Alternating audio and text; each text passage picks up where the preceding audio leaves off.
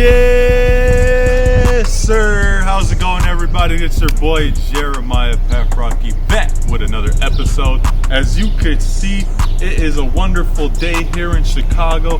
The sun is hitting me real nice. I hope you guys are having a great day because we're back with episode 2.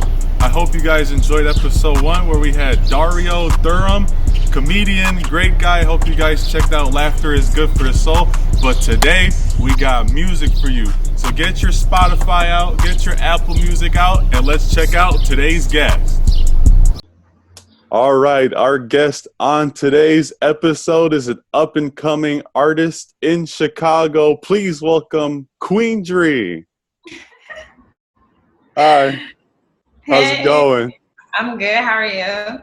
Oh, I'm good. I'm trying to get used to this. Starting off episode 2.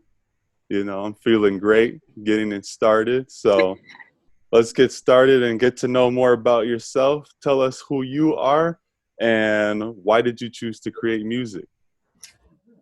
Good question. My name is Queen Drie. I live in Chicago. I'm 22. Just turned 22 last month. Happy belated.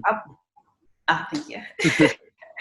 I was in school. I was going for pre-med at the University of Chicago, but I absolutely hated it. And so I took a year off, a gap year. And I realized, okay, I was writing a little bit. I do poetry usually, but then I started listening to beats and then it just kind of flowed together. So that's how I got started on this journey. So now you have 4 songs, I think now, in your discography. So just tell us about your writing style and what your lyrics mean to you. Do they have a personal meaning, a broad message? Tell us about that. Mostly my music is inspired by the things that go on in life. So it's usually about trying to speak out on certain topics, injustices, like my song Train and Wheels. And most of the time they're far deeper than just me. So I feel like in order for music to be meaningful, they have to go beyond your life story. Definitely. I definitely agree to that. I'm a huge fan of people that actually write meaningful stuff. I'm a Kendrick Cole fan, so hey, let's go. Yeah. I'm a Queen Drie fan too, of course. Hey, period. Exactly. No, I've listened to all your tracks, Testimony, Training Wheels, Mama, Screenplay, all of them. It's excellent work. I definitely listen to the lyrics. No, oh man, no, it's a great. These are all great songs. I enjoy the lyrics of all of them and stuff like that. I actually pay attention to lyrics. I'm a big person on that, so I appreciate when an artist takes the time to actually put some thought and effort to it. Not that there's anything wrong with those, hype songs and stuff like that. I'm a fan of all music, but I just prefer the lyrical stuff better. So I appreciate that. Period. Exactly. So you're a part of something called Frontal Lobe. Talk more about that. Tell us what that is. So Frontal Lobe is my brother's brand, actually. But we've partnered together and we're starting a Frontal Lobe Records, which is going to be my music label because I want to be an independent artist. So Frontal Lobe music is all about just using your brain, making music that people can actually have to sit down and process. Because if I make music that's just action words, move your body, it's okay, cool, but I don't have to sit down and digest it. So I'm not using my frontal lobe. So just gotta make more conscious music. No, that's dope. Because like I said earlier, when you actually sit down to old songs like J. Cole songs, Kendrick songs from 5, 6, 7 years ago, they could still be relevant to today. I know with the whole pandemic thing and the protesting for Black rights, Black equality, I was going back to, old Cole lyrics, old Kendrick lyrics, and I'm like, wow, this is still relevant today, and like just, how the message lives long. And how I see it is like, if you're going to create music, this is your career, you're supposed to set a legacy. And the legacy should, your music, your body of work should, last you for a long time. It shouldn't just be like, oh, this was lit this year, but that was, a song 2-3 years ago, and that's it.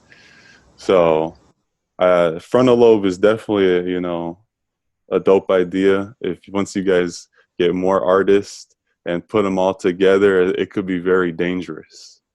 I agree. I feel that. That's the energy. Exactly. So your most recent song, Screenplay, dropped not that long ago. Tell us about that. Actually, here's a snippet of Screenplay. This scene is a screenplay, and I'm going to pick the intro as a foreplay just to get you in. Then the table set the table, babe, don't you forget your manners. There you guys have it. That's Screenplay. Tell us about that song and what it means to you. Okay. So Screenplay actually is one of the most interesting songs because I dropped it on my birthday on May 27th. And it's a song about a situation where there's a breakup, but you know how some guys can be pretty manipulative and make you feel as though like it was just a very deep song. It was just like, okay, I went through this really tough time with this guy. We split up, but it's like, I'm not hurt about it. But somehow he expects me to like be hurt about it and to like guilt me into getting back together. Oh, yeah.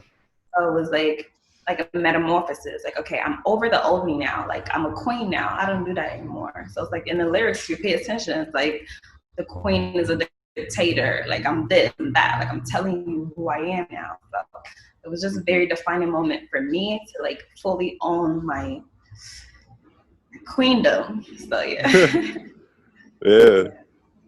Now you gotta live up to that name, Right. Queen Drie, Queen Drie. Yes, yeah. Sir. Exactly. Exactly. So I know the people, when they heard that snippet, they was like, oh yeah, we got to check out Queen Drie now. Tell the people where they could find you and listen to your music.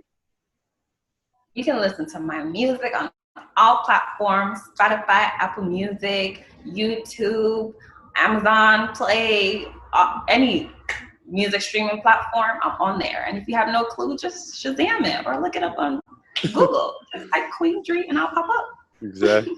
Queen Drie, as simple as that. It'll pop up. Yeah. Where can people follow you on social media? Follow me on Instagram at Queen Drie Official. Follow me on Twitter at Queen Drie. That's Queen and Drie. And any other social media platform, just Queen Drie. So are you making any more music, or are you working on like a bigger project? What should people expect from you coming soon? Okay, so I have a music video for Screenplay dropping on Friday, and I'm actually currently working on an EP that will soon be out. Hey. Taking my time to make sure it's perfect, and then we can put it out. I feel you. It's got to be perfect. Yes. Could never rush into it. I know. It's such a responsibility making music, because once you put that art out there, you have to be able to defend it. So exactly. Yeah, you don't want to, rush something and be like, oh, it's whatever, and expect people to be like, yo, this is fire. Like, if you're not feeling it, how do you expect someone else to feel it? So I totally agree with that one. Definitely take your time. There's no rush. Thank you. We'll be waiting. Thank you. All right, Queen Drie, thank you for your time. I appreciate you joining me on my talk show. We're looking forward to seeing more from you very soon. Thank you. Thank you so much for having me. No problem. Stay safe. You too. Bye. Bye.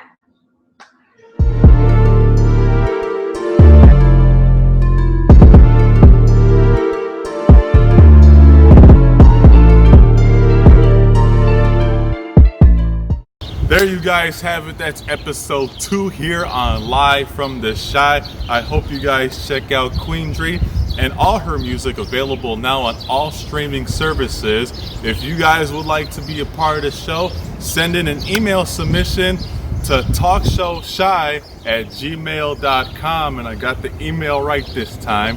So send an email to that. Be sure to follow us on social media. And until next time, I'm Jeremiah Paprocki. Stay safe, everyone.